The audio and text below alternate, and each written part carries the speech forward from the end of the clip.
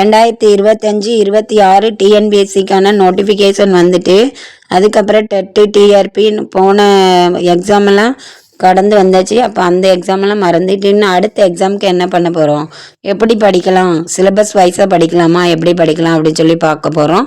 இப்போ நம்ம இன்றைக்கி பார்க்க போகிறது என்ன பாடம் அப்படின்னு பார்த்திங்கன்னா 6ஆம் வகுப்பு சமூக அறிவியலில் வரலாற்று பகுதியில் 2ஆம் பருவம் மௌரிய பேரரசோட முடிவு பார்த்துட்ருக்கோம். அதுலேயே நிறைய வினாக்கள் இருக்குது. இப்போ அந்த வினாக்களுக்கெல்லாம் நம்மளுக்கு எல்லாத்துக்குமே நம்ம நல்லா தெரிஞ்சு வச்சுருக்கணும். அதனால தான் அந்த போர்ஷனை திரும்ப திரும்ப பார்த்துட்ருக்கோம். ஓகேவா? இப்போ முதல் கொஸ்டின் என்ன அப்படின்னு பார்த்தீங்கன்னா, மௌரிய பேரரசில் மொத்த விளைச்சலில் எத்தனை பங்கு நிலவரியாக வசூலிக்கப்பட்டது? அதாவது மௌரிய பேரரசோட மொத்த விளைச்சல் உற்பத்தி செய்வாங்கள்ல வேளாண்மையில், அந்த விளைச்சலோட பங்கு எத்தனை அரசுக்கு நிலவரியாக கொடுக்கப்பட்டது அப்படின்னு சொல்லியிருக்காங்க.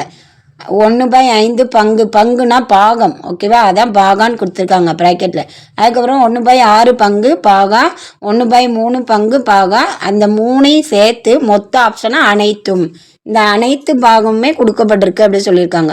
இதில் ஆன்சர் அப்படின்னு பார்த்தீங்கன்னா, மௌரிய பேரரசில் மொத்த விளைச்சலில் 1/6 பங்கு பாகா. இதை தான் என்ன செஞ்சுருக்காங்க, மௌரிய பேரரசின் மொத்த விளைச்சலில் 1/6 பங்கு நிலவரியாக வசூலிக்கப்பட்டிருந்தது அப்படின்னு சொல்லப்பட்டிருக்கு. ஓகேவா? அப்போ இதுக்கு ஆன்சர் பார்த்தீங்கன்னா ஆப்ஷன் பி தான் ஆன்சர். ஓகேவா? அடுத்து 2வது கொஸ்டின் பார்த்தீங்கன்னா, மௌரிய பேரரசின் நகர நிர்வாகம் எந்த அதிகாரியின் கீழ் இருந்தது? அதாவது இந்த மௌரிய பேரரசோட நகர நிர்வாகம், அந்த மேனேஜ்மெண்ட் யார் கையில் இருந்தது, எந்த அதிகாரி கையில் இருந்தது அப்படின்னு கேட்டிருக்காங்க. நகரிகா, அமைச்சர், மன்னர், படை தளபதி, 4 ஆப்ஷன் கொடுத்துருக்காங்க. இதில் யார்கிட்ட அந்த பொறுப்பு நிர்வாகம் இருந்தது அப்படின்னு பார்க்கும்போது ஆப்ஷன் ஏ நகரிகா அப்படிங்கிற அதிகாரி கையில் தான் மௌரிய பேரரசின் நகர நிர்வாகம் அமைந்திருந்தது. அந்த நகரிகா அப்படிங்கிறதுக்கு கீழே தான் மௌரிய பேரரசோட நகர நிர்வாகம் இருந்தது சொல்லியிருக்காங்க. அடுத்து 3வது கொஸ்டின் பார்த்தீங்கன்னா, பேரரசில் என்ன வடிவம் பொறிவிக்கப்பட்ட வெள்ளி நாணயம் இருந்தது? அதாவது மௌரிய பேரரசில் என்ன வடிவம் பொறிக்கப்பட்ட வெள்ளி நாணயம் இருந்ததுன்னு கேட்டிருக்காங்க.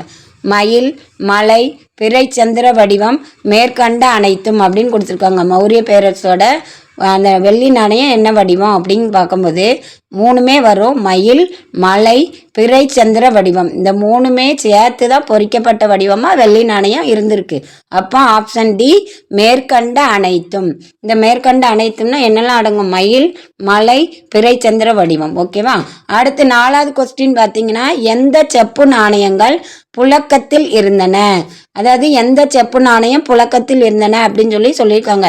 மாசாகாஸ், செப்பேடுகள், பொற்காசுகள், அனைத்தும். 4 ஆப்ஷன் கொடுத்துருக்காங்க. அப்போ இந்த 3 ஆப்ஷன் கொடுத்து அதை மொத்த ஆப்ஷனாக ஒன்று கொடுத்துருக்காங்க. எந்த செப்பு நாணயம் அப்படின்னு பார்க்கும்போது என்ன கொடுத்துருக்கு அப்படின்னு பார்த்தீங்கன்னா, மொத்த இதாக ஒரு ஆப்ஷன் கொடுத்துருக்காங்க, அனைத்தும். இதில் ஆப்ஷன் ஏ மாசாகாஸ் அப்படிங்கிறது தான் என்னது, செப்பு நாணயங்கள் மௌரிய பேரரசில் புழக்கத்தில் இருந்தன அப்படின்னு சொல்லியிருக்காங்க. மௌரிய பேரரசில் செப்பு நாணயங்கள் மாசாகாஸ் என்பது இருந்தது அப்படின்னு சொல்லப்பட்டிருக்கு. அடுத்த 5வது கொஸ்டின் பார்த்தீங்கன்னா, மௌரிய கால கட்டடக்கலையை எத்தனை வகையாக பிரிக்கலாம்? அதாவது இந்த மௌரியர்கள கால கட்டடக்கலையை எத்தனை வகையாக பிரிக்கலாம் அப்படின்னு கேட்டிருக்காங்க. அது எத்தனை வகையா அப்படின்னு பார்த்தீங்கன்னா 2 வகையாக பிரிக்கலாம். அப்படி 2 தான் இருக்கும்.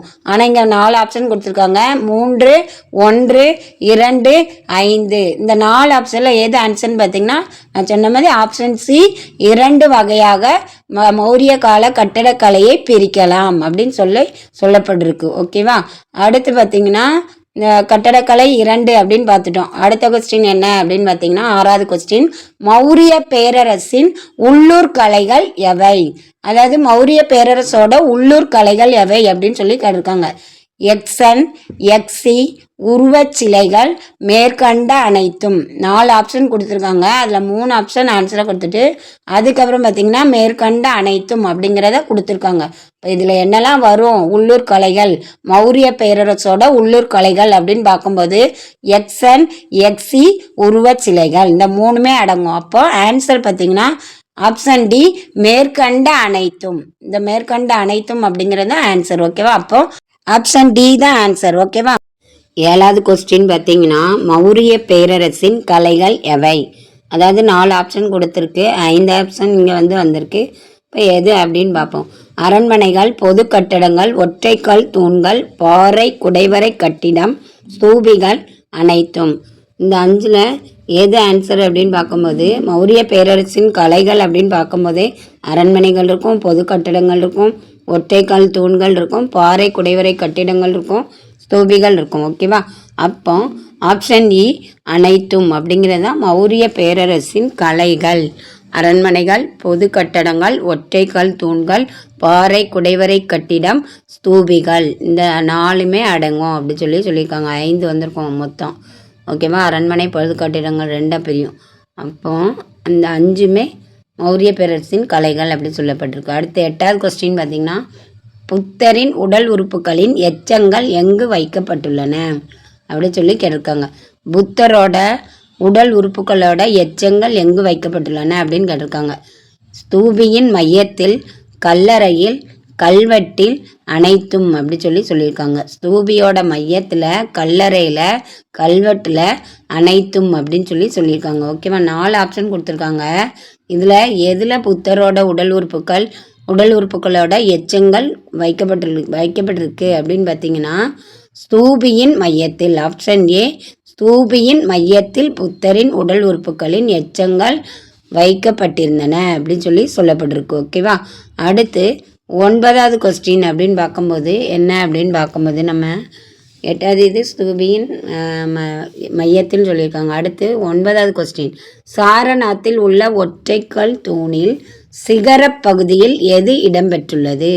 அதாவது சாரநாத் அப்படிங்கிற இடத்துல ஒற்றைக்கல் தூண் இருக்குது. அந்த இதில் சிகர பகுதியில் எது இருக்குது அப்படின்னு சொல்லியிருக்காங்க. ஓகேவா?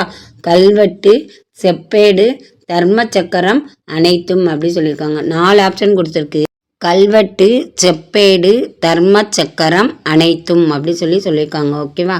4 ஆப்ஷனில் எது ஆன்சர் அப்படின்னு பார்த்தீங்கன்னா ஆப்ஷன் சி, தர்ம சக்கரம். தர்ம சக்கரம் சாரநாத்தில் உள்ள ஒற்றைக்கல் தூணில் சிகரப்பகுதியில் இடம்பெற்றுள்ளது அப்படின்னு சொல்லப்பட்டிருக்கு. ஓகேவா? சாரநாத் தூணில் சாரநாத்தில் உள்ள ஒற்றைக்கல் தூணில் சிகரப்பகுதியில் என்னது தர்ம சக்கரம் இடம்பெற்றுள்ளதுன்னு சொல்லியிருக்காங்க. அதுக்கப்புறம் பார்த்திங்கன்னா 10வது கொஸ்டின், நாகார்ஜுனா கொண்டாவில் உள்ள 3 குகைகளில் யாருடைய கல்வெட்டு இடம்பெற்றுள்ளது? அதாவது அசோகர் காலத்தில் நாகார்ஜுனா கொண்டாவில் உள்ள 3 குகை, அந்த 3 குகைகளில் யாருடைய கல்வெட்டு இருந்துச்சு அப்படி இடம்பெற்றிருந்துச்சு அப்படி கேட்டிருக்காங்க. அசோகரின் மகள், அசோகரின் மகன், அசோகரின் பேரன் அனைவரும் அப்படி சொல்லியிருக்காங்க. 4 பேர். ஓகேவா? 4 பேரில் 3 பேர் கொடுத்துருக்காங்க. அந்த 3 பேர் மொத்த ஆப்ஷனாக ஒன்று கொடுத்துருக்காங்க. அப்போ நாகார்ஜுனா கொண்டாவில் உள்ள 3 குகைகளில் அசோகரின் பேரன் கல்வெட்டு இடம்பெற்றிருந்தது அப்படி சொல்லப்பட்டிருக்கு. ஓகேவா? லைக் பண்ணுங்கள், ஷேர் பண்ணுங்கள், கமெண்ட் பண்ணுங்கள். சந்தேகம் இருந்தால் கமெண்ட் பண்ணுங்கள். தேங்க்யூ.